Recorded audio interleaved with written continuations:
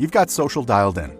Search is doing its thing. So why do your marketing results look the same as 6 months ago? That's because you're fishing in the same pond as everyone else. Podcast listeners are a different audience entirely.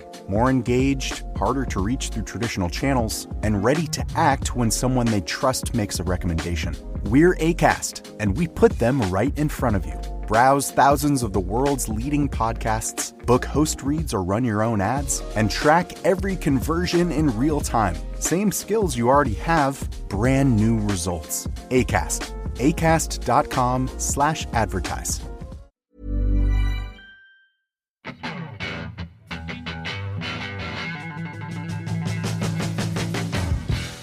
Welcome to the Neurodivergent Experience podcast, a podcast where we share the lived experiences of neurodivergent people to help create a better understanding for our community. Join us every week as we bring you honest, raw, and inspiring conversations with specialists, advocates, and individuals who know exactly what it's like to live the neurodivergent experience.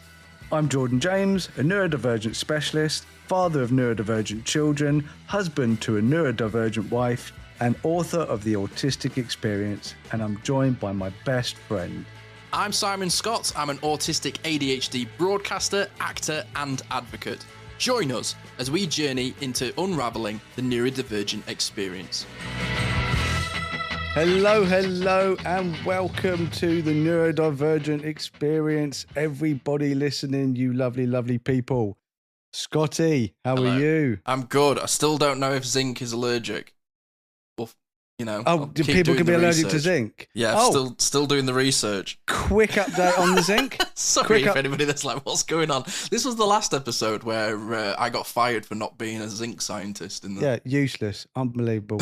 Anyway. Hello, Yeah. Well, I've let him back despite his lack of zinc knowledge. And I have the logins to everything. Yeah, plus he does all the editing. He has his uses. Plus he's very, very lovely. Thank you. But anyway, apart from that, zinc stuff, taking my zinc every day, working, it's still working. Dude, no existential crisis, feeling really good. The other day, I spent 5 hours in a gardens, just like this place called Nyman's that is near where I live. Dude, I took my camera and I was just walking around and I did some forest pictures and then I went into the gardens and I just sat, do you know what? I sat on a bench and for half an hour, I sat on this bench looking over the South Downs, beautiful scene, and there was a bush with some flowers in front of me, and it was just packed full of bees on this rhododendron bush. And I just got my long lens out and I was sitting and I was just taking pictures of bees. I don't know if I'm going to share them. I don't know if I'm going to edit them. I have no idea what I'm going to do with them. I haven't even taken them off my camera and put them onto my laptop. I haven't done it. I was just enjoying taking pictures of bees. I was like, how cool are bees? The power of zinc. Yeah. All I'm saying is I feel really, really good. Oh, that's great. I feel doubly as good because we have an amazing guest. Amazing. Yeah, really, really excited. Thank you so much, Paul, for joining us. I've got Paul Stevenson here. He's a lived experience ambassador at Genius Within, which we'll learn more about. He's an international speaker, an author, an advocate for neurodivergence and inclusion, which is widely recognised for his work raising awareness and driving meaningful change for people living with Tourette syndrome, ADHD, and other neurodivergent conditions. And listen to this, guys. In 2025, Paul received the Ambassador Award from the European Society for the Study of Tourette Syndrome at their international conference in Athens, ooh la la. And in 2024, Paul was named in the Shaw Trust Disability Power 100 in recognition of his impact as a disability game changer, change maker. He's an absolute rock star, and if he was in top Trumps, he'd be right up there. So, Paul, thank you so much for joining us today. It's a pleasure. Thank you very much for having me. I'm very excited, you know. Oh, I'm pleased. That's awesome. So I'm very intrigued, Paul, about sort of you as a person. So before your diagnosis, and I'm sure a lot of people will relate to this, what was growing up like for you? Pretty hectic. So, you know, I'm 63 this year, so I was born in the 60s. And as you know, ADHD, autism, Tourette syndrome are lifelong conditions. But back then, nobody had a name for it. Well, they did have a name, and it was naughty boy syndrome. where we were severely punished for manifestations of the conditions that we live with. So I've had a pretty chaotic education. And it's funny because I remember doing a talk to a bunch of parents and teachers, and this guy put his hand up and he says, when I were a lad, there were no such thing as, my dad had a belt and there were no such thing as ADHD. And everybody looked round at him as, in disgust. And I said, to be truthful, he's got a point, because you can't beat it out of a child, but you can beat it in to the point where we know we're different. And unbeknown to me, I was masking, and I masked all my school life. So in the last 3 years at high school, I was in what they call the remedial class and left with no qualifications. ADHD were very, very prevalent in my life. So, you just get on with things and you get punished. And because of that, you start carrying a lot of luggage, a lot of trauma. My working life was chaotic. I'd last maybe 18 months in a job. I never was out of work, but I just worked to earn money. I didn't work for any fulfillment. I realised that I'd got Tourette syndrome, and I experienced some PTSD, lost a friend. I won't go into detail because it's pretty triggering. And basically had a breakdown. And then another friend passed away. He took his life. Oh, no. And, at his funeral, I started making small phonic noises like, hey, hey, hey. My shoulders jumping. And I thought, this is me dealing with, the emotions of losing a friend. But within 3 weeks, I'd gone from making those small phonic noises to full-blown coprolalia, shouting, swearing, having tic attacks, dislocating my shoulders and my knees. Oh, my gosh. And I'm like, what the heck is happening to me? And that all started in that moment? It's within 3 weeks of recognising major tics, if you know what I mean. So I was unaware that I had Tourette syndrome. So I went for a diagnosis. You don't fit the criteria, Paul. You're 46 years old. You've got to be under 18. 46? And you've got to either have a phonic tic and a motor tic present. And have you had tics all your life? And I'm like, no. But then when I talked to my parents about it, they went, oh, yeah, you used to go, put your head back, coughing noises. So that is the same as what mine were. Mine was like... swallowing and head movement and shoulder movements. And I would like do this all the time, throwing my head back. And I think the thing is, though, back in the day, you rationalise. I had one where I threw my head back, but when I did it, I used to have hair, you see, that came down to about here. I used to throw my hair back at the same time. So that's how that tic explained. That's exactly what I did. I had long bangs, like a centre parting, longer hair. And I would literally, just like you, I'd throw my hair back. And then obviously kids would then mock me for doing it because I thought I was hiding it, my tic. I was hiding behind, swiping my hair back. But because I was doing it so much, that obviously kids noticed that and then just took the piss out of me. I mean, you stand out. Yeah. I didn't know there were tics. I really didn't know. Why do you do that? Because my nose is itching. And I always had a reason as to why I did certain things and clearing my throat. Yeah, I just thought I'd develop bad habits. Yeah, that's what they are. Yeah, me habits. Too. That's what my parents used to call them, actually. They used to call it a habit. Yeah. Your little bunny nose when you go, it's his bunny nose. And it's not, it's a tic. Yeah. That's why I hold my hand over my face a lot of the time, Paul, because I just can't keep my face still. Yeah, it's constantly moving. We do this. That's like pretty complex masking in the sense that, physically we're doing something to cover up. But the other stuff with the ADHD, my school reports said, do not be misled by Paul's high attainment level. He does nothing but daydream, class clown, inherently evil, just a naughty child. Whoa. And that report, I came second out of maybe 30 kids in a class. So you'd look at a report like that now and you'd think, right, so this pupil has done nothing but daydream, look out the window, joking and laughing all the time. How's he absorbed all that information? How's he able to put it down on paper. You would, wouldn't you? You'd be thinking, great point, Paul. Yeah, but back then it were like you were dismissed, remedial class. That's it. So I left school basically not properly being able to read and write. So I couldn't spell, and I was absolutely terrible at punctuation. But there were certain little things that shone through, little glimmers of my strengths that I've got with my neurodivergent brain. But all that didn't come until I got my diagnosis. So it wasn't until I found out what was wrong with me that I found out what was right with me, if you know what I mean. Well put. Yeah. No, I had the same journey, you know.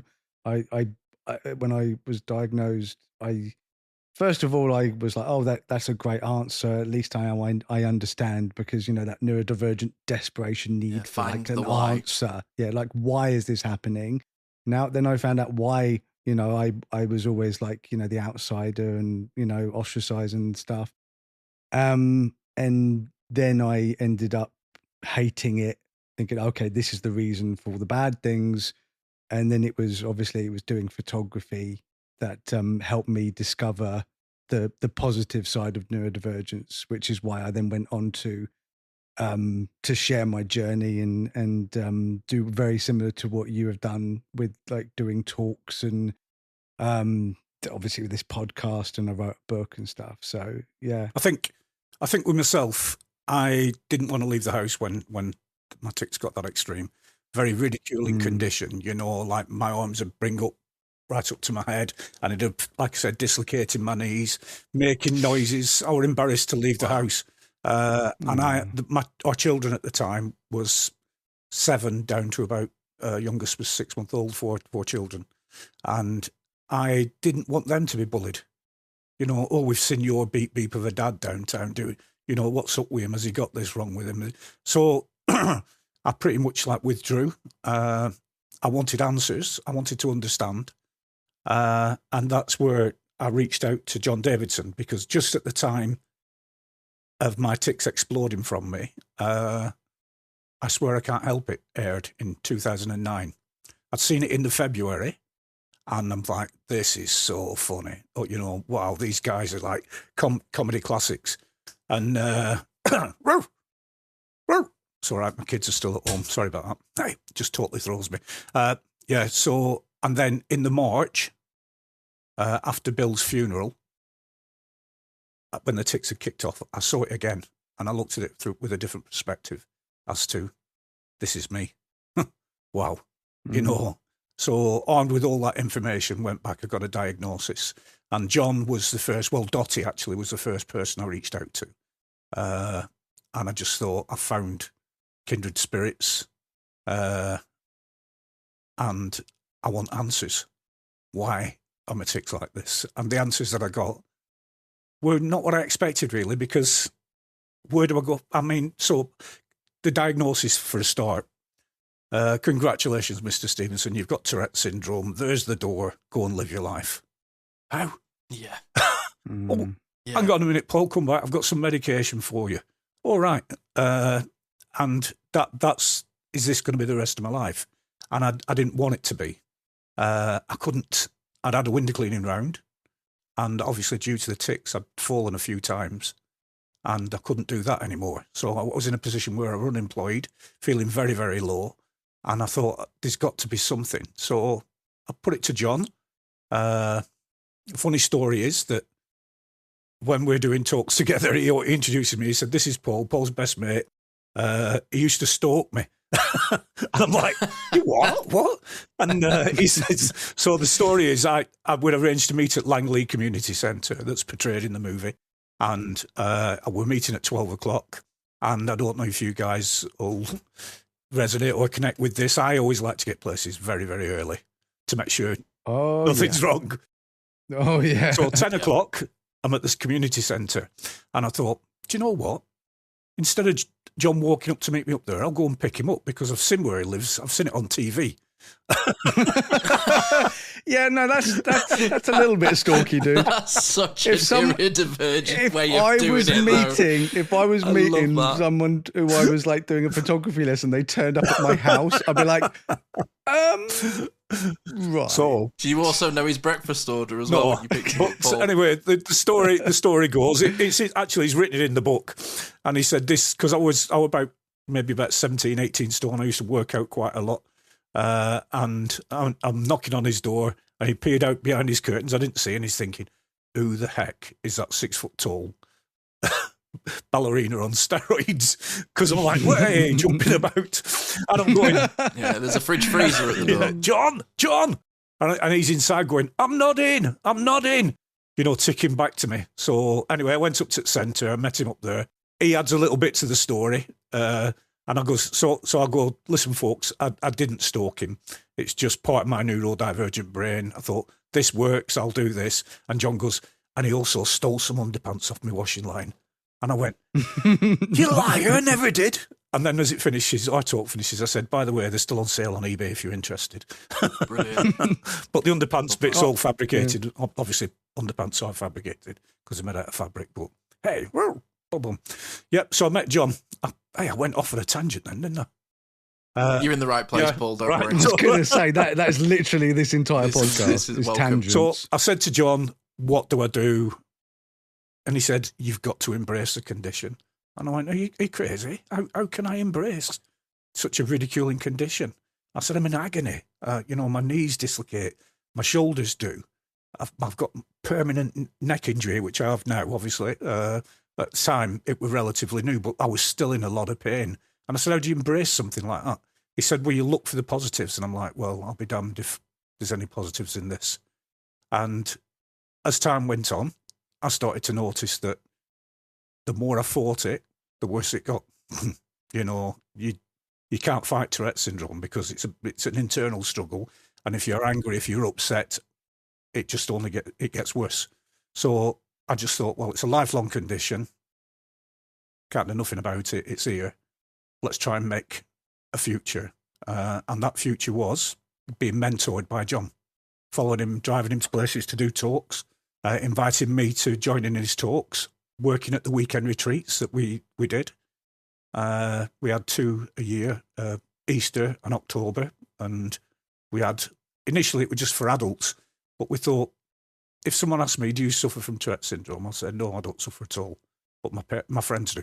My wife does. My mum does, and it's a family thing. So we thought we got this idea of getting families to come because that's who's involved. It doesn't just affect me as an individual, it's everybody around me.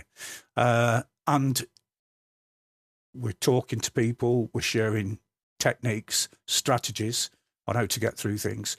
At the time, people didn't believe in leg drop tics. Oh, there's no such thing.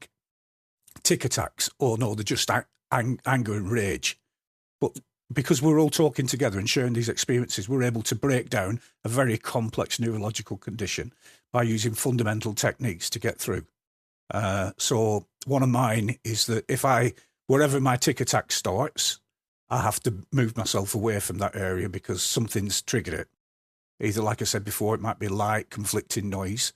I've got a designated safe place in the house that I've already planned out. And the strategy is that my wife will open the door for me, and as soon as these tic attacks are coming on, I'll make my way to my safe place. And I've been able to share that with parents to young people who have tic attacks as well, and they've been really successful. They tailor-make it to their own needs, but I think by helping and giving is great therapy for me. I get passionate about it. You probably can tell the more I talk about it, the less ticky I get, because I've got that passion inside me. I want to make a difference. I don't want people to have to go through what we've experienced in life. It shouldn't be like that. You should enjoy your childhood. You should be getting an education. You shouldn't be excluded from things. And how can we change this? We can change it by using our lived experience along with professional medical experience to educate people.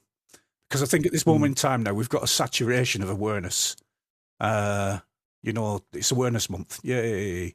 Are you aware of Tourette syndrome? Yeah, I'm aware of Tourette. Beware. It's out there. Yeah. Beware. But do you know what Tourette syndrome is? Yeah, I know what Tourette syndrome is. Do you know how it works in someone's life? They shout, they swear, they make funny noises, blink their eyes. But do you know what's going on inside here? Do you know this young person's school day starts on Sunday, not on Monday morning, because they know what they're going to have to go through every day with this condition. Oh God, Oh that God, went through me, Paul. Oh, that went through me. As soon as you said that, I now have goosebumps and my tummy feels funny. Wow. You've just hit the net. Oh my God. Do you know what? You've said so much there, Paul, that has resonated with me, you know, like discussing like lived experience and community and learning to live with your neurodivergence. Like that is what we try and do here. It's the whole reason that we did this podcast, is so that I could learn from Jordan in a similar way. I imagine you've learned so much from John. But recording those conversations and sharing them with people, it's like we do a talk every single week. Yeah. And that sense of community and finding things in common and sharing skills, it's like building your tribe, isn't it? Yeah, definitely. It really is the way that I found healing. Here's a tip for you. There's a podcast out there with fans waiting to be your next customer. They tune in every week, they trust the host, and that host wants to talk about brands like yours in their own words to their audience. The problem is, you just haven't been introduced yet. We're Acast, where that introduction happens. As the world's largest podcast marketplace, we let you browse shows, see who's listening, and book host-read sponsorships or run your own ads, all from one platform. Transparent pricing, real-time data, complete control. Start advertising on podcasts by visiting acast.com/advertise. So I'd jump into the photography, how I came into photography. My wife bought me a camera. I used to paint. I used to be good at art. I've got a condition called essential tremors. And as I've got older, I can no longer paint. But Carol said, I know that you admire certain, landscape photography, wildlife photography. I'm a big fan of bees, which you mentioned earlier on. Yeah, love a bee. And, just at one with nature. So I went out with my camera and I took photographs, came back. They weren't very good. But I found out, because I'm not been a trained photographer, I made a lot of mistakes. And in making them mistakes, I ended up getting some really good photographs that look different. Have you photoshopped that? No, I haven't photoshopped it, actually. I'd had it in my pocket, and as it came out, the condensation put a mist over the lens. And you've got a fantastically looking... It's like an artistic accident. Yeah, and that's what ended up happening with my photography. I got the eye for the image. I didn't have the technological know-how. But then I noticed something. I thought, hang on a minute, I haven't ticked. I've been out all this time and I haven't ticked. Or maybe it's because I'm using my camera and it's like a mask. I'm hid behind it. People look, oh, he's a photographer. Rather than look over, what's that bloke doing? Why is he moving about? And I thought, it must be because it's a mask and I can hide behind it. But then when I got back home, editing my photographs, I had that same piece. I'm like, wow, what's the connection? I've got to find out. There must be a connection, because every daily activity, my tics are like that, bang, bang, bang, bang, bang, trying to get out. But when I'm doing photography, I've just got complete silence. And I've never had this all my life.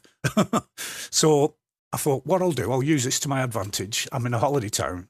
I thought I'll put on a photography display of all the images that I've took. And because I don't really think things through, and I've got ADHD, I thought, right, I found a venue, I'll do it there. The local library, not the place where people with Tourette's go to. Shh, oh no. But I attracted a lot of attention. People came to see it. I explained who I were. I said, listen, you might know me, you might have seen me, but over this period of time, my Tourette's has gone so bad. Please, don't be afraid. Don't think I'm drunk. If you've got any worries about me, come and talk to me. If you don't ask questions, you make assumptions. And I just want to start educating people about Tourette's syndrome. Through that came a newspaper article, because of the irony of Tourette's guy does a photography exhibition in a library. It's the worst place you can go. And then on the back of that, people started asking me, do you want to be in a documentary? So National Geographic contacted us. A lovely lady from Australia with a producer. and Dora, and we agreed to do it. So there were John, Chopper, and myself. And the idea behind the story was we were looking for a place where we could take young people camping, a place that would accept us for who we are and not judge us, because our previous experiences are like, we're going to have to ask you to leave. You know, you're making too much noise. You've upset people. So, yeah, we did that. We did that documentary. It went viral in America and on the continent. Sure, what's the name of that? Well, it was called Taboo, Tourette's. Oh, when was that? Well, in 2010, I think, 2010. Anyway, if you go online, you'll not find it under that name now because it's famous as 3 Men with Tourette's Go on Holiday. So, I'll definitely check that out. and, that sounds really good. So yeah, we got that. Sorry, I just typed into my phone. I put 3 Men with, and the first thing it came up with Tourette's on holiday. Yeah. Brilliant. Yeah, it's You're famous. It's 11 million. 3 Men with Tourette's on holiday. Yeah. Oh yeah, it's only 14 minutes long. Well, or is that just that one bit? It was a good experience. Sorry, I just ADHD. That's all right. Let's play it through while we're on the and then I made another documentary called Employable Me. I don't know if you've heard of that. So the idea behind the story was that we'd find people who can't find employment because of neurological disability or difficulties, and we'll find them a job and stuff. And on that documentary, I met a lovely lady called Nancy Doyle, who's now my boss. And at the time, she was a psychologist, and she was doing a cognitive assessment, a positive one on me. And for the first time ever, I found out I'd got a lot of strengths with my neurodivergent brain, which was a surprise to me because basically it wasn't working properly. And that's why I've had a chaotic life. But to find out that I had strengths that could help me and push me further on was a proper epiphany, you know, like spatial awareness, visual thinker. I'd had glimmers of it. You know, I had a job once where I was working in a warehouse and we had to put stuff away, and the computer selected where we put the product, and there were like, you know, gallons of paints and stuff, pallets of paints. So an order, it'd get produced, it'd come into our warehouse, and the computer says, go to B12, there's a space there. So we'd run it in there, and they paid thousands for this system. And I'm like, it's not going to work. They went, why? I said, well, a quarter of the products that come in here are fast moving and they're in and out within a day. I said, so if this computer's selecting random spaces here, there and everywhere, you know, the man hours into doing that, it's not going to work. Why don't we just cordon off this section and make that for fast moving? And they're like, oh my days, we just paid thousands of pounds for it. That out of the box thinking right there, Paul. Yeah, I know exactly what that means. So the glimmers were there, but I never paid any attention to them. But to find out all these things that Nancy was telling me, you know, like I were able to memorise people's mobile phone numbers without writing it down. And they say, "Are you writing it down?" I went, "No, it's all right." Yeah, so lots of things like that. Now, I've got to say that I couldn't get work. I tried and tried, I couldn't get it. And I think, you know, there was a lot of discrimination about my disability. And then when I think back about it, I think I put myself at the back of the queue. You know, who's going to want to employ somebody like me? But yeah, that existential dread of just not believing in yourself. And we've had a lifetime of doors closing in our faces. So this is RSD. Yeah, man. this is what we expect.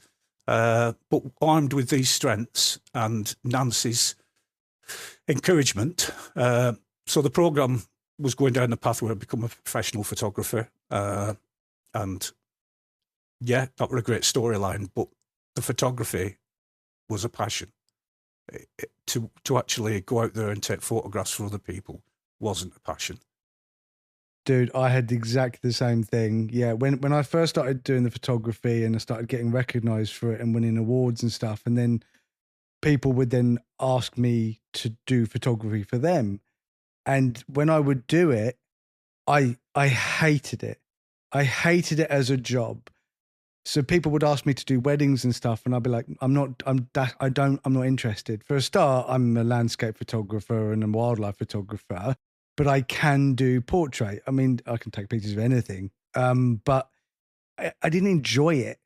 So if you take the joy by making it a job, then it defeats the reason I did it in the first place, which was escaping reality, escaping the work. And I did photography for my mental health, and I had bad mental health because of my job. So I just carried on doing my job, and then when I had my spare time, just going out and doing photos, and then like playing around with like the post-processing and putting that artistic tint on things, and also traveling. It got me over my thing. I mean, I hate airports. I hate travel. I hate stuff like that. And because of that hyper focus of like, oh, I know I want to go and take a picture, that the photography gave me that hyper focus to get through really, really difficult moments or difficult things where my neurodivergence would be a disability, but because of my neurodivergent hyperfocus, that became an ability. Like, I think you mentioned the phrase glimmers. Yeah. Is that right? Yeah. Yeah. I love that. It's the glimmers. It's what a wonderful word. It's like The Shining. Well, they've always existed in, they've always been there as long as these, ADHD and Tourette syndrome's always been there. It's just that I wasn't aware of them. And when I became aware, I started using them to my advantage. So come to lockdown, everybody were like getting laid off, furloughed. I got employment. At the time of making the documentary, Nancy couldn't employ me, conflict of interest. But she later contacted me and said, do you fancy being an ambassador, a lived experience ambassador? She'd already said to me, you've got a way to articulate things. And I think that is one of my strengths, that I break very complex things down into very fundamental explanations. So please explain where a tic comes from. And it's like, right, okay. Well, your basal ganglia. And I'm like, nah, that's not going to work. I said, lottery machines on telly, when they used to shout them out, the balls would be bouncing about inside there. That guy, his job were, when that ball came up, and he didn't know which ball were coming up, but when it came up, he shouted it out. And I went, so that's a bit how my brain works, I don't know what's going to come out of my mouth. But when it does come out, like the lottery ball, I shout it out. And I just, it's probably inaccurate in a medical sense, but it's a great way to get a point across to people because they can relate to that. Oh, yeah, because he's really, absolutely, he's got no control, really, has he? And I went, no, other than the fact that, he has to shout it out. That's, and he can't control that because that's part of what he does. So, yeah, so I use that lived experience to my advantage. And I got quite a lot of imposter syndrome at first, which I'm going to do, And at Athens last year, when I got the award, I did an hour-long talk in front of medical professionals, doctors, consultants, researchers, and I'm talking to them about Tourette syndrome, and I'm like, ooh, this isn't going to work, but it did work because lived experience plays such a big part now in education. And I think I mentioned, I think it's the most important part, because we do this thing called a hot topic, which every week we'll do like an extra show. It's like a little bit of news, and we have so often talked about this research on neurodivergence, or that research on ADHD, or that research on autism, and it's always, most of the time, correlation equals causation, which is not science.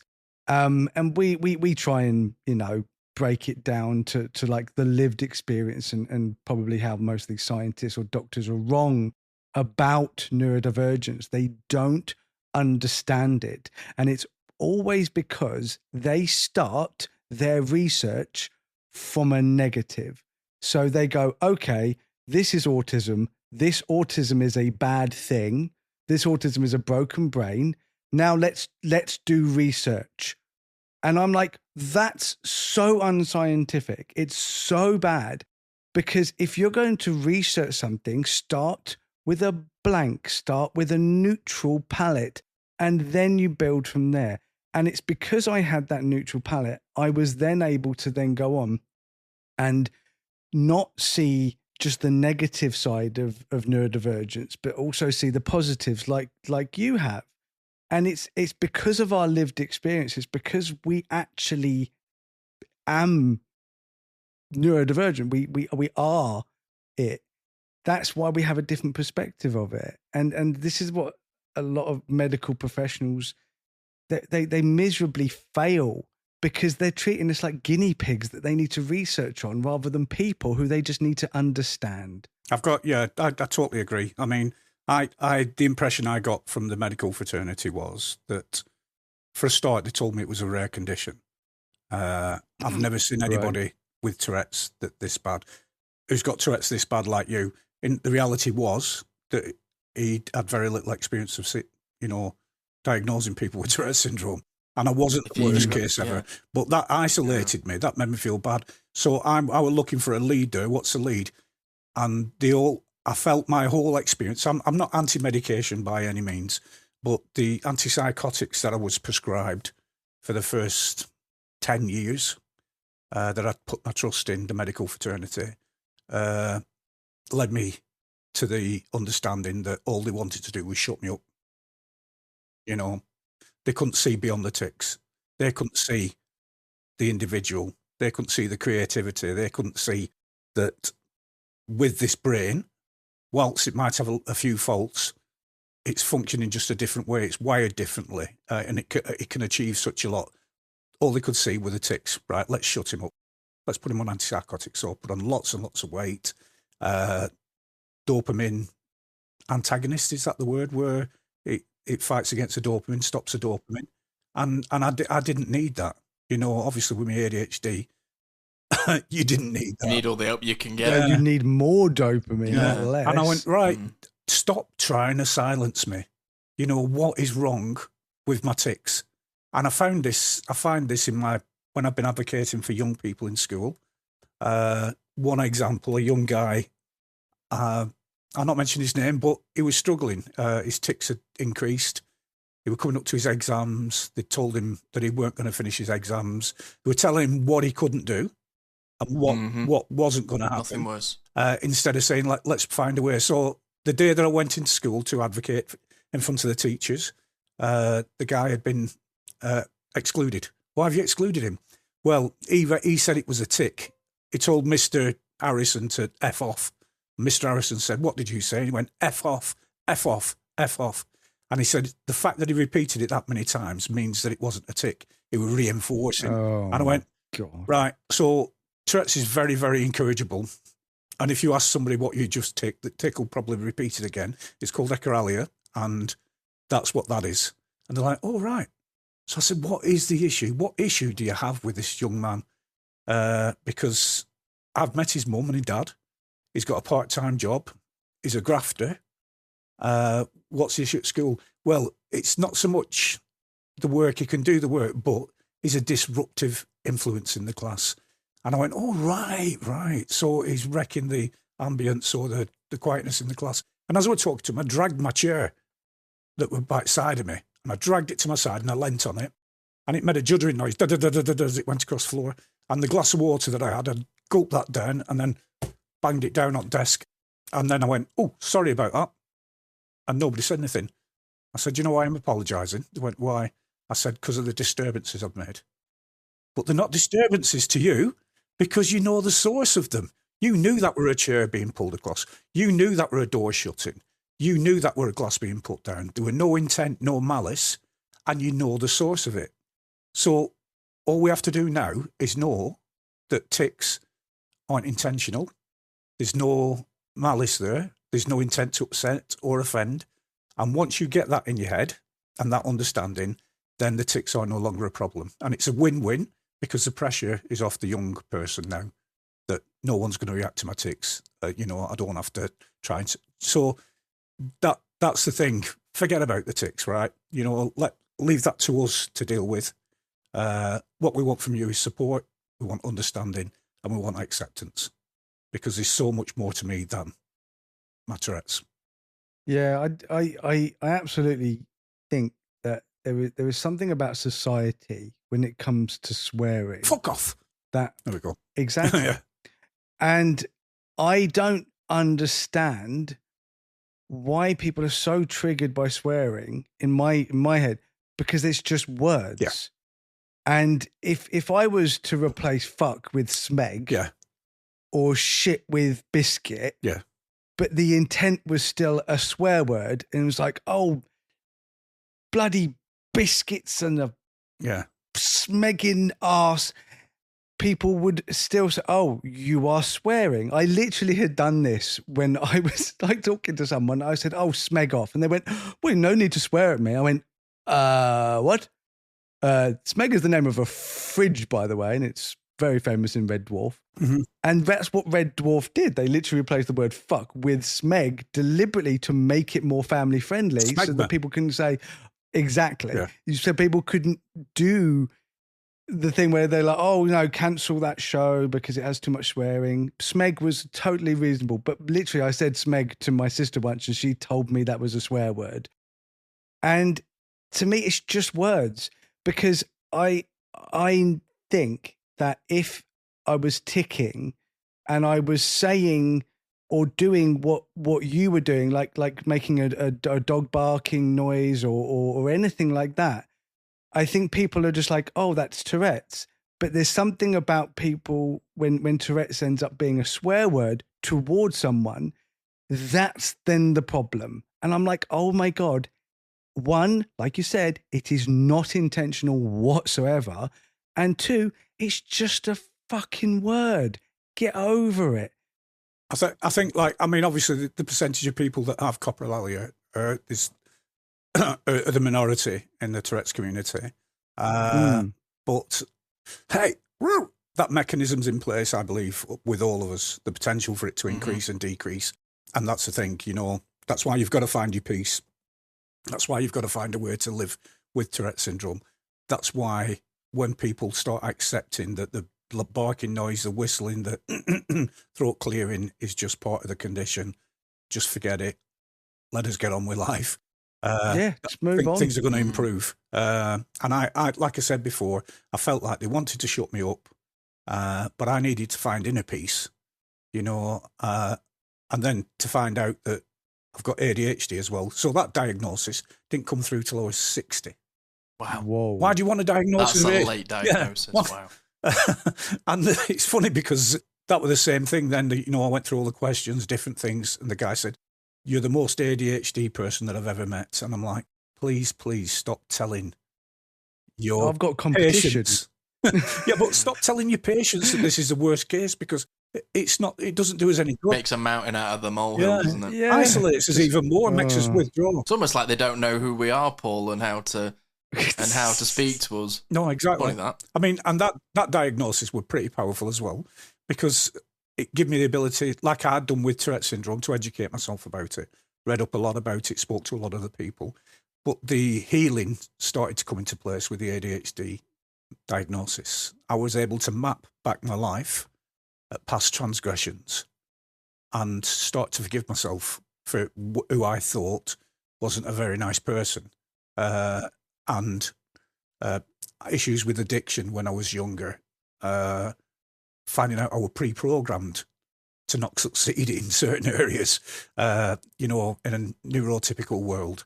And that was like balm on my soul, honestly. It was so, well, it helped me carry on, you know. And at 60-year-old, what's the difference? And I'm like, well, I need to find solutions. I need to find answers. And then I need solutions. I need strategies. I've struggled with this all my life, and I want to know that it's not my fault. Do you get me? Oh, yeah. I find that question such an odd question, that like, oh, you're in your 60s. Why does it matter? You've got this far. And I'm like, mate, he's not dead yet. No. Jesus. Like 60 isn't dead. Yeah.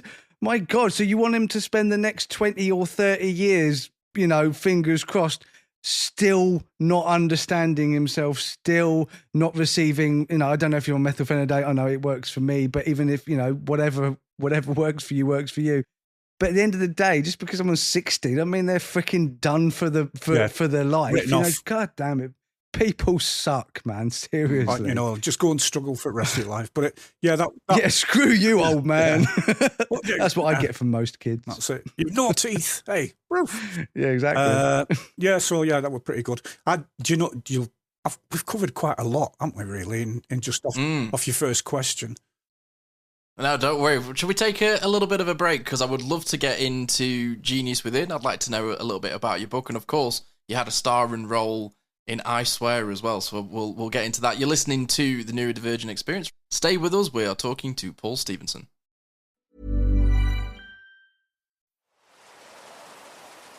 That's the sound of a tree in Tennessee's Great Smoky Mountains, releasing volatile organic compounds, which is just a fancy way of saying it's creating fog. And that makes the Smokies smoky.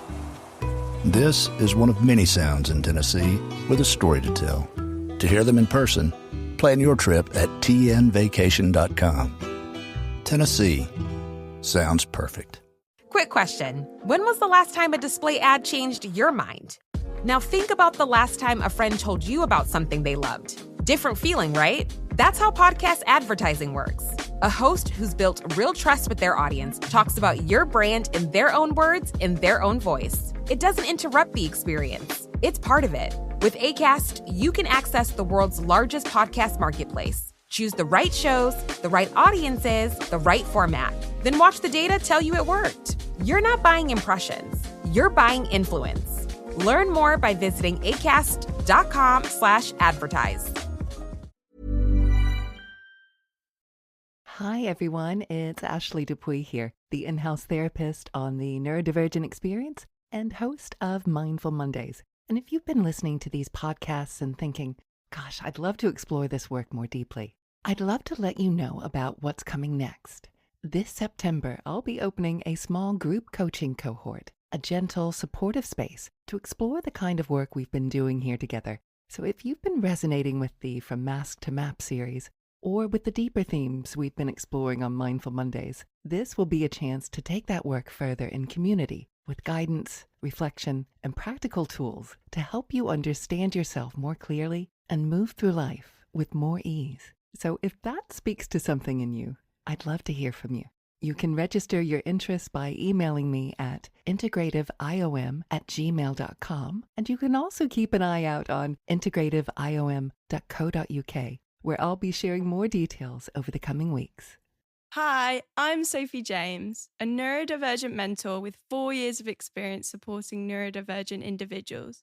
As an autistic and ADHD woman myself, I know firsthand what it's like growing up in a neurotypical world and trying to navigate spaces that weren't built with our brains in mind.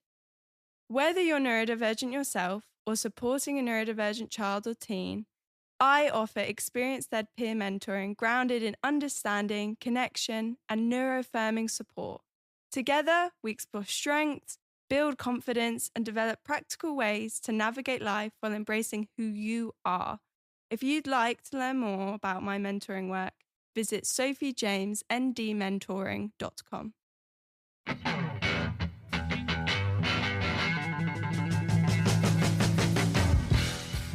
Welcome back to the Neurodivergent Experience. Simon here with Jordan as always, but we've been joined by Paul Stevenson, lived experience ambassador at Genius Within, international speaker, award winner, author, advocate. What can't you do, Paul? Well, yeah, we've discussed so much in the first section here, but I would love to know more about your work with Genius Within and the books you've written, Paul. So, yeah, Genius Within, I found my niche. I really have. You know, it's a shame it's taken so long, and I wish I'd have discovered all this earlier on. Well, things wouldn't have worked out the way they worked out. This is how it is. I should be retiring in about 3 years, and I don't want to retire. I want to carry on. I love my job. I love the work that we do. I love the fact that, you know, we're changing the workplace for people. We're making it more comfortable. And we come across people who might be up for a disciplinary because they're not working to their optimum strengths. And we'll say to the employer, why are you thinking of dismissing them? well, they're not doing what they used to do. And it said, well, this is a person that you employed over maybe 400 other candidates. What's changed? And it's usually not the person, it's the environment. You know, the workplace has moved, they've installed, and the solutions to empowering that individual aren't expensive. You know, noise reducing headphones, you know, maybe moving your desk away from the window. For instance, as an ADHDer, you know, that'd be the worst place to sit me next to a window because it's 1, 2, 3, you're out the room. Boom, gone. And another thing with me, I'm very observant about everything going on around me. So I've always chose to have my back to a wall, you know, because I've got sensory processing issues. And then everything's there in front of me. You know, I've not got to keep looking around as to what. So I'm just mentioning a few little fundamental things that have worked for me. You know, flexible working hours. Right. So when I have a bad tic attack, I can't work. You know, I can't. But I can work at other times. You know, I get some of my best ideas on Sunday night. So I'll put my hours in then. And I've got that flexibility in work. And this is what Genius is all about, is making things work, helping people to find the strengths, support the challenges, because we do have these. We can't deny that we've got challenges. But putting strategies in place to counteract these is a great thing. And then when an employer takes notice and listens and sees the person, the effect on the individual is fantastic, because you want to go that extra mile for your bosses. You know, they've shown compassion, they've shown understanding. Yeah, I can do that job. And, you know, it really works. We've got something called the Genius Finder. And basically it works as an assessment and identifies your strengths, but acknowledges your challenges.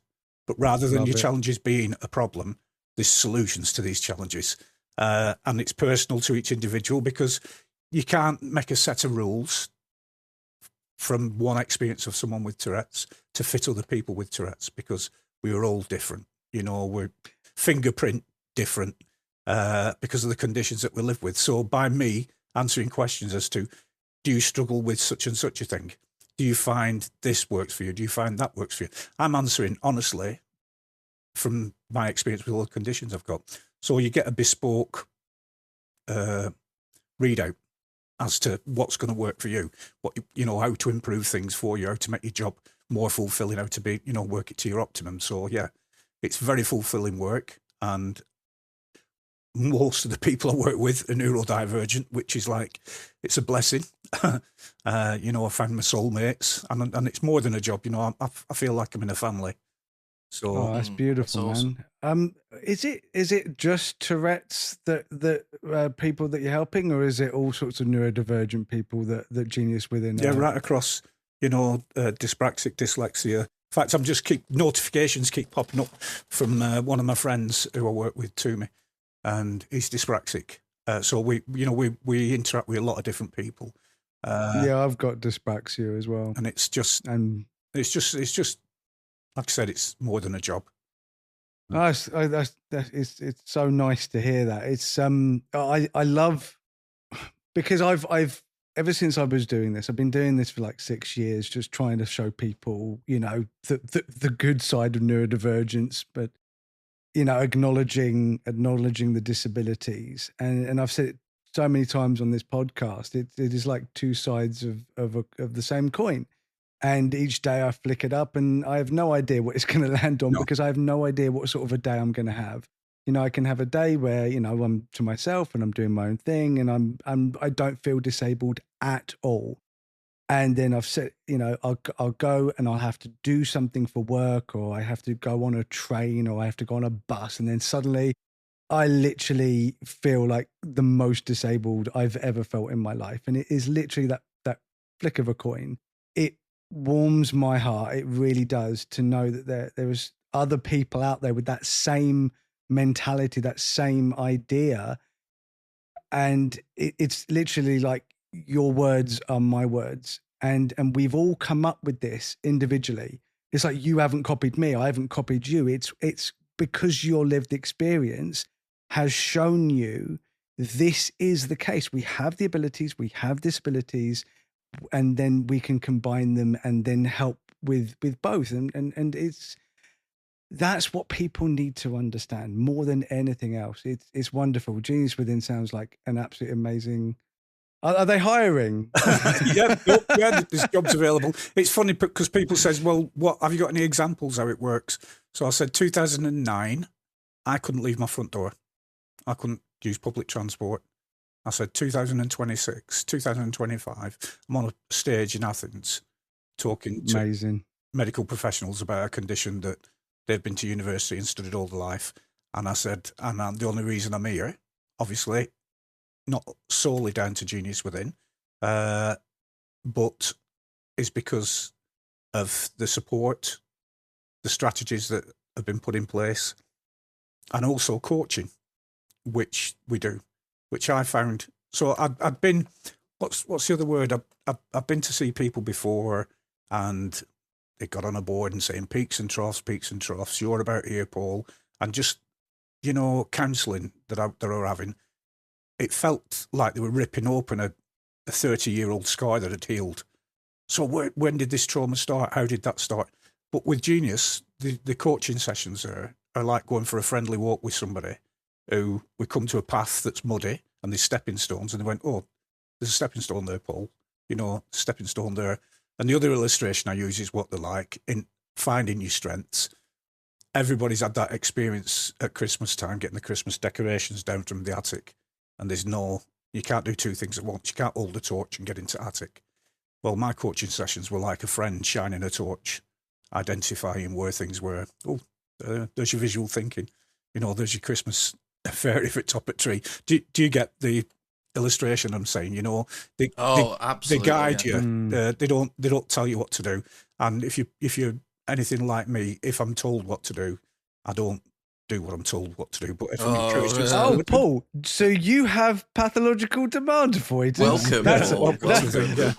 What a shocking revelation. What a neurodivergent person becoming. with PDA. Yeah. Well, welcome to the neurodivergent experience, everyone. We have everything. One of the things that you were just saying there, Paul, reminded me. I've very recently just done an interview on a podcast called The Late Diagnosis Club, which talks about people's late diagnosis stories, whether self-diagnosis or official, if somebody's let us know what we are.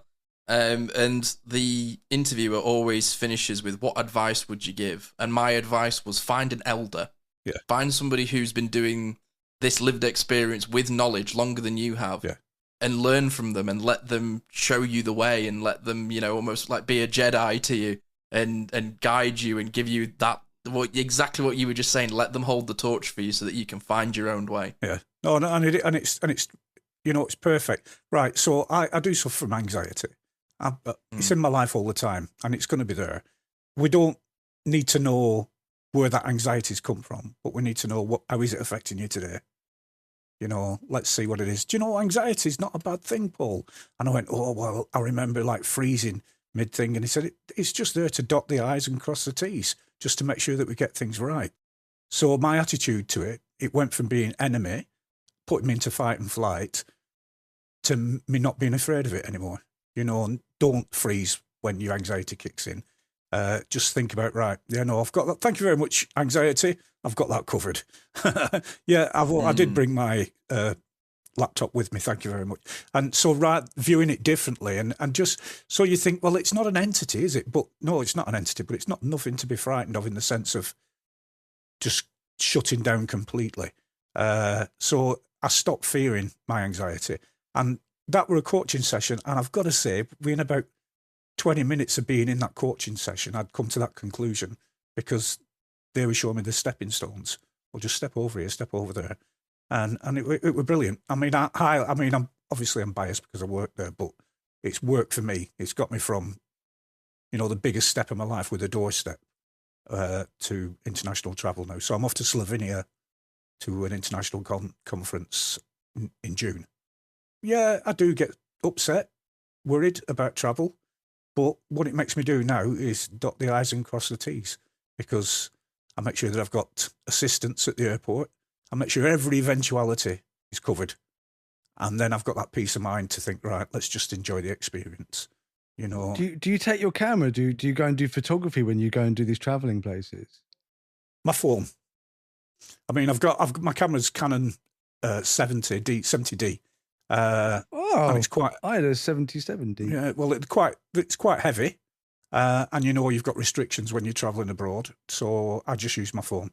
I don't think I've gone anywhere without all my equipment in one. I have a long lens. I take it everywhere, One man. pair of pants, but all his cameras. That's it, yeah. And yeah, literally, yeah. So what I did, I mentioned these weekend retreats that we had that were put on workshops, and I wanted to share, in part, that piece that I got from being creative to the young people who came to the event. So I put together a workshop called Capturing Creativity. The first time I did it, technology's moved on, so we were using all my cameras, and I was giving these cameras to young people with Tourette syndrome and ADHD, and thinking, that's nearly £1,000 worth of a camera. Jesus. I was just about to say, I hope you've got insurance. Yeah, I'll be like, this isn't going to work out in the long run. But the idea behind the workshop was, so we get them all together, and this is featured in the movie, actually. It's a part that I play in the movie, is for them to start noticing their environment when they go out. Take pictures of what they want to take pictures of. No one's going to judge. No one's image is going to be rubbish, because no one's going to judge what image you take. You're taking that image for you. You're being creative. Don't just stand there head high and click. Roll around floor. Look at the smallest objects that you can. And I showed them an example of, I went out one day and I had an idea of capturing a barn owl, and I knew there were one on the farm near where I lived. But as I walked up, I stopped and I just pondered, and I looked at the stone wall, and there were moss on the stone wall, and there were moss spores coming out of the moss, and they're like so tiny. And one of these moss spores had a drop of water on it because it had been raining, and it was like looking into another world. I actually didn't notice the countryside. I went beyond that. I saw the countryside. I felt the countryside, and I thought, right, so what we're going to do with this workshop, I get everybody there and I say, do you remember when you were little and your mum and dad used to take you to the chip shop? And you'd be stood there looking at this big counter, smelling all the things that were going on. What magic spells are being cast behind that counter? And you always you had that wonderment, didn't you, of the height that you were, seeing things that were possibly higher than you. And you looked at the world with different eyes, with different perspectives. And I said, that's what I want you to do today. Just do what you want to do. Whatever idea comes into your head, you do it. And as time's gone on, we've done it with a phone now, because you can get an editing system. We use Snapseed. I use Snapseed in the workshop. And it's only a simple one. And you can take photographs, and you can edit, and you can have the final result within the workshop. And that works perfectly for us ADHDers, because, we're not hanging around for post to deliver photographs that we took last week. Yeah, no, it's perfect. I've got Adobe Lightroom and Photoshop Express on my phone. It's literally how when I started taking pictures, that's all I was using, was just those like apps on my phone. And I don't even use like detailed tools on my laptop. I actually normally transfer everything to my tablet, and I do it that way. Yeah. So, like, once I got used to a certain way of doing things, and I just edit everything on my tablet now, because I get the little pen and I can touch things and I can create things. And it's so good for your mental health. Best thing about that workshop is then you give it as a tool. It's for them to use now. And I use the example that I go on trains. I've got photographs that I've taken that I decide not to edit until I'm travelling. And once I start travelling, a 4-hour journey by train to London ends up next to no time, because I've picked these pictures up. The creativity's kicked in. I'm not ticking. Nobody's bothered about me. Going into the airports, it's really stressful. There's a lot going on. But, if I've got this strategy in place, then I suggest to the young people, why don't you use this when you're, having to travel, when you're feeling under pressure? Because that creativity. And another thing I say to them is, don't delete photographs on your first viewing. That's what I always tell people. Don't think that it's crap. Yeah. Just you don't know. You're looking at it. You can come back to it later. Yeah. And then you're suddenly like, oh, do you know what? I actually really do like that photo. Because you're looking at it with the most critical eye. And the whole point of the exercise is not to be critical about yourself. Yeah. Don't compare yourself to others. This is why I never edit episodes as soon as I've recorded them. I always sleep on them and come to them the next day with fresh ears, not eyes, but Yeah. I relate to that a lot. So things that the photography has paid off. It's been a gift in many ways. You know, the first thing that got me out the house. It was the first thing that helped me to discover that creativity plays a big part for respite from Tourette syndrome and obviously my ADHD. I'm getting dopamine hits because I'm enjoying what I'm doing. And then being able to make it into a workshop. And I've done that internationally. And like I say, it was featured in the film. And it's a great tool for the young people. You know, I'll do it as an icebreaker at work if we're doing a conference. So the instructions are, so we're all meeting up at certain place for this conference. What I would like you to do is observe your environment as you're walking along. Take photographs with your phone. And then when we get into the workshop area, I'd love you to explain what captured your attention. I'd love you to explain what that image says to you. And then when they edit them, there's another story comes out of it as well. And, you know, the things that people have done. So this lady who I work with, she took a picture of a load of pebbles. And she said, I don't know why I took a picture of pebbles. It's pretty boring. I went, no, they're not. I said, you're a graphic designer. I said, you can see patterns. You can see shades, you know, where somebody would see chaos and nothing. You can spot other things. So, you know, yeah, really. Book report. There we go. I forgot what I was saying now. No, it's great. What I was going to say was, what was it like working on the film on the set? Like, for me, like I know that. I mean, I've watched it so many times now. I know that scene with you in it because it spoke a lot to me. Because when you see John doing the thing in the community centre with all the kids and stuff, and I was like, I've literally done that exact thing. You know, I've done these talks with these families and then I did photography workshops at local gardens. I used to go around and I used to, show kids how to take pictures and stuff. And it was wonderful, actually, because I put it on Facebook and a whole bunch of random strangers sent me cameras for free to use on this, for my workshop. It was an amazing wonder. Like, people were so generous. So I had this bag of cameras that I was able to just give them out to all these kids, and they went around taking all these pictures, and it was so much fun. And I haven't done it for a while now. I just haven't had the spoons. I haven't had the energy, but it's definitely something that I want to start up again as soon as that is there. But obviously that bit in the film really spoke to me when I see you showing these kids photography, and I'm like, oh my God, that's literally me. So you were me in the movie. I felt so connected to you. I felt very connected to John in that movie for everything he's been through. I felt so similar. But that bit with you with the cameras, I was like, hey. So that's when I found out that I could interview you from the movie that I love so much.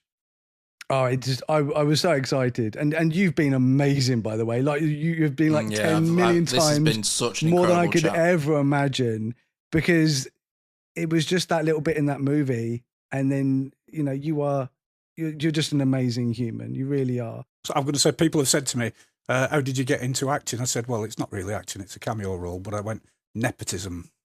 I said, isn't that the only way? There is that. He's my best yeah. mate. And I'm like, pretty please, John, I'd love to. No, I mean, I'm in the book, but the book, obviously, it goes beyond what the movie does. But I think the movie, getting onto the subject of the movie, is just like, wow. I heard about the project. John said, this guy, he's called Kurt. I went, I've heard of Kurt Jones. Yeah, oh, wow. Nanny McPhee fame, And I'm like, so what's the plan? And he's telling me the plan. They're going to call it I Swear. And I'm like, ooh, that's going to upset people. But no, because in the movie, he says, I swear I've got Tourette syndrome. I swear that I'm not doing it on purpose. And I'm like, how's it going to work? who are they going to get to act, do your part?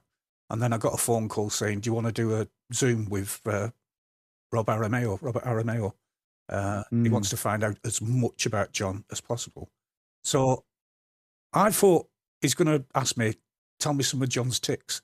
And he went, I'm not, he said, I am curious about the tics and the mechanics behind it, but what I'm more curious about is the other stuff, the co-occurring things that John has, his OCD, his anxiety. They're the things that I want to get into and look at. And I knew right away, I thought, this is the guy for the job, because he's seen beyond the tics. You know, he's seen to the things that drag us down, you know, portraying how he feels after he's been bullied, the anxiety before doing something. I don't know if I can do this. I don't know if I can do this. You know, like all that. And then it was so inclusive. You know, over 30 of the actors live with Tourette syndrome. All the associations in the UK, Tourette's Action, Tic Hull, Tourette Scotland, they were all consulted. They all played a big part in advising. And Rob himself went and stayed with John over a 3-month period, visiting him, not staying in his house, but, you know, living in Galashiels. So he was stalking him like you were. Oh, yeah. I wasn't going to do it. He said to me, how do I get to know John? I went, stalk him, but don't take his Stalking, yeah. I have to admit, Paul, just something that I wanted to just add here. Somebody who has acting experience and has been on film sets, I can imagine it was an unusual environment to find yourself in. It's very strange. But one of my favourite acting choices that Robert Aramayo makes, and I think Kirk Jones did an incredible job with the direction, is how John sees himself in the mirror throughout the film and how he views himself. And that first time he's in Dottie's house and he smashes the mirror and the look of anguish on his face, to then how he ends up viewing himself later on in that film. It moves me so much. Good. It's incredible. I know. I mean, when I were on set, I had my own little trailer. And I think 2 weekends on the trot to the end of the movie of filming. And I kept hearing John go, hey! And I'm like, John, I'm over here. John didn't come. Anyway, it weren't John, it was Rob. He's a method actor.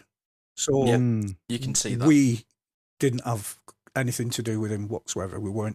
Couldn't see him, couldn't speak to him, because he became John through the whole entirety of that movie. I spoke to his dad and I said, how's he gone on afterwards? He said, well, the tics lingered on a bit, you know, because they became habit. And he said, he's straining his neck and different things. And he said, you know, it must be impossible to live with that condition. So he became John Davidson, you know. And so when I were coming on set, Rob went off set. You know, I got some interaction with the other actors. Maxine Peake, absolutely fantastic. Love her to bits. Me and John are sat outside and she says, can I come and sit with you two handsome chaps? And I went, a rose between two piles of horse shit. And, you know, like a rose between two thorns. And she goes, I know you lads from TV. I'm like, okay. Just so down to earth and captured the essence of Dottie to a T. Yeah, I mean, she was amazing. You mean, it's like people have said, how do you think she did? I said, she were Dottie. That's how Dottie's like, you know, so compassionate and beyond giving. She'll go that extra mile, you know, like, this lad needs help. Well, I'll tell you what, let's move him into our house, you know, and it's, yeah. Dottie's, like, her story, and I can only go from it, but from the movie, seeing Dottie in the movie, I literally said to my wife, I was like, that's you. Mm-hmm. Because before I met my wife, like, my parents did abuse me. My dad neglected me. My mother and we won't even go there. I had a really horrible childhood. And then just as I was sort of getting to the point where I was going to move out and I was going to move in with my older brother, because he was the only person that was ever there for me. He unfortunately was killed in a motorbike accident, and it just spiraled me. And I literally, you know, the scene where John goes in the water to do what he wanted, that I literally did that because I didn't want to be around anymore. And then I met Sylvia, I met my wife, and she could see past all the hard shell that I had covered myself in. I'd covered myself in all this like almost like clay just to keep everyone away. Like no one could see the real me. But she saw through that. And she saw through that because it later turns out she is also neurodivergent.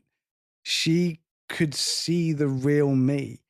So when I saw Dot doing the same thing for John, it just spoke to me so much, because it's so often that's all we need is somebody to give us a chance and see beyond the whatever you like to call it, whether it's a condition or a disorder or whatever you have, any neurodivergence you have that you might see as negative.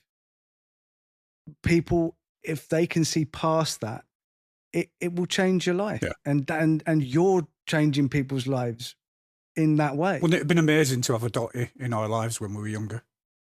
You know? I think everybody listening to this needed a Dottie at some point. Yeah. I mean, my Dottie didn't come till I married Carol, because like what you were just talking about your parents, I mean, I was punished because of my neurodivergence. You know, I grew up being told that I was lazy, and all those negative labels, when you don't have a diagnosis, you don't have an understanding, those negative labels stick with you. You believe them yourself. Well, they become part of you, don't they? You identify with them. I'm a sinner because I say and do things that God doesn't like. You know, the laziness thing came from 18 months into a job. I got bored, and that's all it were. We literally talked about this on the last episode, this thing called bore out. So you have burnout and you have bore out. And bore out is literally caused by boredom. And it means you're not doing enough. You're not stimulating yourself enough. And it actually has the same symptoms as burnout, which is caused by doing too much stuff. So it's a really good episode. The other one I got labelled with is, because you're lazy, you always find the easiest way to do something. And I'm like, isn't that just sensible? Do you know what Bill Gates said in the beginning of his book? I hire lazy people. They find the quickest and best ways to do things. Yeah. I'm be great at time and motion, because it's like, why am I crossing that corridor 3 or 4 times when I could actually do it in 2 times? While I'm taking something away, I could be bringing something back. And my dad used to say, if there's an easy way to do it, Paul will find it because he's lazy. And I lived those labels. I believed them that I was lazy. And this is why, you know, we're pushing for early diagnosis, early intervention. So I went to Parliament last year and I spoke in front of MPs and I said, we need to tip the education system on its head. Because why? I said, because it's not working. Oh God, yeah. I've been saying this for 5 years now. It's the education system isn't good enough to wipe your arse with. It's absolute shite. It's so honed on like just like a factory, just chucking out kids and not individualizing them. How do we propose to do it? Well, why don't we empower them? And rather than giving them SATs, that the result of that is that you're not really succeeding in this. And that nothing's being done. Well, why not give them a positive assessment, cognitive assessment? You know, the one that I got, and the ones that we do at Genius Within. Why don't we do that for every 12-year-old and find out what the strengths are? Why don't we empower them by letting them know what the strengths are, educate them to the strengths, set them on the right trajectory to success, rather than what's happening now is that we're not good enough, we don't feel good enough, we're told we're not good enough, and we're slipping underneath the radar. And I'm like, yeah, but what's in it for us? I went, a smaller prison population. People in employment, fulfilled employment that they enjoy doing, paying taxes, buying cars. You know, that's what's in it for you, because these are all the things that it's going to solve. Unemployment, you know, the prison's overloaded by neurodivergent people who wasn't shown respect, wasn't shown understanding when they were younger. So, you know, that's the message that I want to put forward. Why? And I think that's why we're all of value, is because our experience in life we don't want anybody else to go through what we went through, you know. Literally, that is my whole reason for doing everything I do on social media and this podcast, is to make people realize that they're not alone, and to empower us to be able to advocate for ourselves. Because the more of us do what we do, the better it is for everyone. Yeah. I mean, I said to you, didn't I, Jordan, when I pitched the idea of this show all those years ago, I said I want to make something that I could have listened to 5 years ago that would have changed my life. Yeah. Literally. Something resonates with it. What we try and stick with constantly is, would this have helped me 5-10 years ago? Would little Simon have listened to this and felt good about himself? That's what we've got to keep sticking with. I mean, at the moment, we're in a situation where we're trying to fix broken adults, people who haven't been acknowledged as being neurodiverse and made to feel wrong and punished for manifesting traits of our condition, and had to mask, and you get tired. I was in the mental health system for a long, long time, not knowing what was wrong. And now, you know, why do we have to? Let's set them on that right trajectory from that age, and then we'll have less work to do mending broken adults. And I think that's the future. And a lot of it with me is aimed at younger people. Also, you know, people around my age who are just getting diagnosed. I'm there for them. But someone said to me, "What is the best age to educate children about Tourette syndrome?" And I went, "I think before they go to school." And they went, "How does that work?" And I said, "Well," and I thought, hang on, I've got something here. Why do I want to write a preschool book about someone who's got Tourette syndrome, someone who the kids had recognise, and there's a book that makes people not want to be frightened? So I remember being in town with my children when they were young, and I was ticking uncontrollably. And a guy sheltered his own children from me. And I'm like, mate, I'm not a threat. I'm not a threat. Go away. Stay behind daddy. And I thought, from that day on now, those children will be frightened of someone who's got Tourette syndrome. So I thought, right, let's educate our children before they pick up any prejudice off mum or dad or any other school, any other children in school. So I decided to write a story about a young child called Jamie who's got Tourette syndrome. And Jamie's happy to acknowledge that people notice his tics, acknowledges the fact that some of his tics can be humorous, but also wants the other children to acknowledge that it's not easy having Tourette syndrome and it's painful, and to show his resilience and not to be afraid of him, because he's a great team player. He's got a fantastic imagination. He's got loads and loads of empathy. And I wanted to set this, and I thought, right, so I'm a visual thinker. The images were coming to me.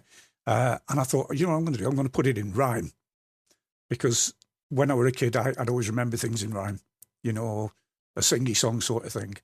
So that's where the idea for the book, My Tics and Me, came from. And then on the back of that, I thought, do you know, my busy brain and me. And so the second story's been written. It's just waiting to be published. And it's about a young Indian boy called Krish, who is a great team player. Krish is a great one to have in your group at school when you're doing projects, because he thinks out the box. You know, he's got a great imagination. You'll never be bored being with Krish. But you'll notice sometimes Krish, when he's sat by the window, will disappear into his own world, and he'll forget things and stuff like that. And what I've done as well, in the back of both the books, I've put down tips for teachers, because I thought it's going to be preschool teachers who will be reading this. So, right, I've got an understanding of Tourette syndrome, but I want the book for them to go, oh, and this is how I can help. This is what I can do to make Krish or Jamie's classroom experience better. So they are educational books, but they're also a great little storybook. I wish every school, preschool around the world would have them, because you think about it, you read that in preschool, then you go to secondary school, and you're about 11 or 12, you notice someone in your class who's ticking. And you went, oh, do you know something? I read a story about a little boy called Jamie who had tics. And right away, the connections are, there's no barrier like, ooh, what's he doing? Why are they making that noise? Why is she jumping about? So that's the idea behind the book. And I got a grant from Genius Within's subsidiary company called Blooming Genius. And that grant allowed me to buy 300 books, and I gifted 100 to each association in the UK. So that's Tourette's Action, Tourette's Scotland, and Tourette's Hull. Now, one of those books in Scotland got into the hands of a lovely lady called Lindsay, and she read it to her daughter called Grace, who had been newly diagnosed, and not come to terms with why she's ticking. Why am I doing this? Why is this happening? And after reading that book, it helped her to come to terms with her condition. But you know, the first thing she thought about doing, she took it into school. You know, you would get a lot of not necessarily bullying, but you get a lot of unwanted attention. And she saw the effect that it had on her classmates and the effect it had on her. And you know what she said to her mum? Mum, can I buy loads of these books and give it to every school where we live? Oh, how are we going to do that? I said, well, if I sell sweeties to my friends at school, I can raise money to buy these books. Anyway, she's done it. Not just in her town, in the whole county of Renfrewshire in Scotland. 8-year-old. Oomph. That is unbelievable. I'm getting goosebumps. Oh, yeah, I'm getting a bit tippy. The glasses are steaming up. It's not you, it's me. Yeah, kids are just like, especially neurodivergent kids. They can just so surprise people, and I think that's it. It just shows the empathy levels that we have that we're told that we don't have, and it's so the opposite. And I do see that, you know, with kids, is that they're so pure, and then life just crushes them, and I just don't. We don't want that to happen. So that's why one of my favorite things has been going into schools and doing talks and showing them my photography. And I also had a very similar idea of, and I told my publisher this with my book, is that I wanted to see it on the desk of every head teacher of every school, because it starts with the head teacher, because they make the policies, they can make the change within their school. And when I was doing school talks, literally head teachers were getting me to bring the book in, and seeing that book on their table was a dream come true. So yeah, we just got to keep plugging away, I guess. What still sticks out to me is that, you know, reading the book, Grace read the book, this has really helped me, thank you very much, now I can get on with my life. No, this is going to help other children. Thinking of that empathy and compassion, to instantly think about helping other people. That, you know, I talk about it. I did an interview at work the other day about it, and someone said to me, yeah, but if you hadn't written that book. And I went, listen, all I did and all I'm doing all my life, it's not about me. It's not about what I've done. It's about how many doors I've opened for people to walk through themselves. Because if you're helping and assisting people, right, you don't have to be a massive, big, flamboyant display of, well, I went up to this person, I bought them a meal and I paid the rent for 3 weeks. And basically, I just opened the door and they walked through that door that were closed to them. And I know that we've been going on a long while, but I want to give you an example of the difference you can make without making a big hoo-ha about it. So I was on Twitter when it was useful, and I had timelines running, Tourette timelines. And this one lady went on, she said, I'm at the end of my tether. My husband's a fire chief in the town we live in. We got quite established in the town, our family. But my son is getting mercilessly bullied because of his Tourette syndrome. And there is nobody to help, nobody near, no support groups. So I replied to her, I said, hi, I live in the UK. I don't know much about support groups in America, but I'm here to listen. Please talk to me. So as she was talking to me, it came up whereabouts that they lived in America. And whilst she was talking, I started corresponding with a friend of mine, Miles, who lives in Philly, who's got Tourette syndrome. And I asked Miles, I said, is there any Tourette support groups? They call them chapters in America. In this part of Vermont, it was where they were, quite rural. And it turned out that there was a support group 4 minutes away. And I give her the details of the support group. And it went on, it went past, and I hadn't forgot about it, but, you know, I was just happy to do such a little thing. And then I got a call off her saying, I just want to thank you. My son now is doing he's graduated, he's doing awareness talks in schools and colleges to help people educate about that. And she said, thank you so. I went, I didn't do that. I didn't do that. I just heard you, saw you, and, this door needs opening. And that were it. You know, they did all the hard work. He did all the hard work. He overcame that anxiety. He realised that, you know, people started to see him for who he was, and he had that power. And this is, if it's something to finish off on, I encourage everybody. Everybody's got a voice, right? They might not think people listen to him. Everybody's got a story. Your story might only resonate with one or two people. But if you can support or change the life of one person, then you've done a good job. You know, and exactly. If it means that someone's walking in with luggage and metaphorically walking in with baggage and stuff and they can't get through the door, it's no great effort. Just pull that lever down, just open that door and say, there you go. And, you know, that's how I live my life. I live by those policies. So whilst on a bigger scale, talking to an audience of 100, 200 people, being in a movie, being in a documentary that reaches hundreds and hundreds of people, and never forget that there's one person out there who might need your help, and I never walk past that person. You know, I don't think, oh no, I just do conferences, I do online stuff. I'll please talk to me, you know, ask me questions, you know, and it keeps me grounded. You know, it's not like, oh, you're fantastic, Paul, here's a medal. You know, I'm not fantastic, you know, by far, but I've got certain things that I possess, and I can make a difference. And if it's just one person's life that it's been benefited, then job done. Yeah, you can pay it forward. Wow. Yeah.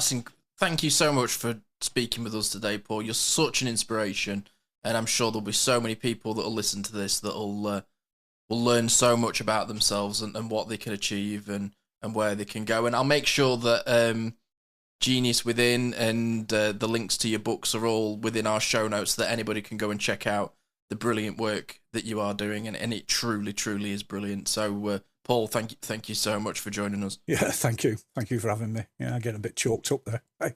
It's been an absolute pleasure, Paul. Honestly, for me, it was just this fleeting thought of I'd love to be able to meet this person one day.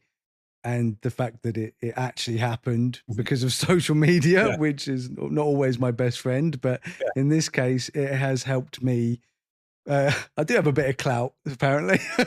I've still got a bit of clout. But yeah, birds of a feather flock together. They do. Exactly. Yeah, we find each other if we're in the right mind. Yeah. Well, I'm hoping this won't be our last interaction, and we can definitely build on this because, like I said, we all need to do this together and work as a community to help others. Fish cakes. Exactly. Yeah. Exactly. Well, this has Spunk been for milk, Spunk for milk. This has been our interview with Paul Stevenson. Paul, thank you so much. We will be back with another episode next week of the Neurodivergent Experience. Please go back and listen to a couple of other our episodes. Will do. You might learn something about yourself. That's everything from us. Take care, everybody. Be kind, be safe. Thank you very much, guys. Nightly bye.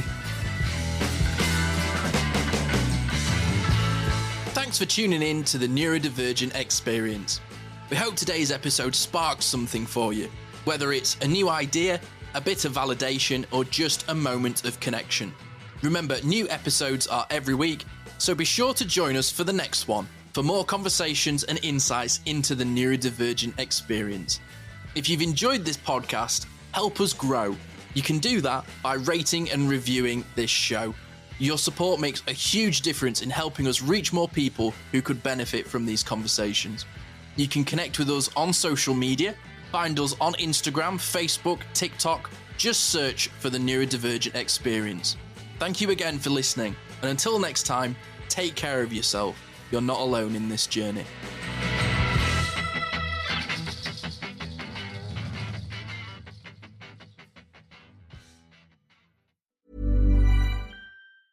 Here's a tip for you. There's a podcast out there with fans waiting to be your next customer.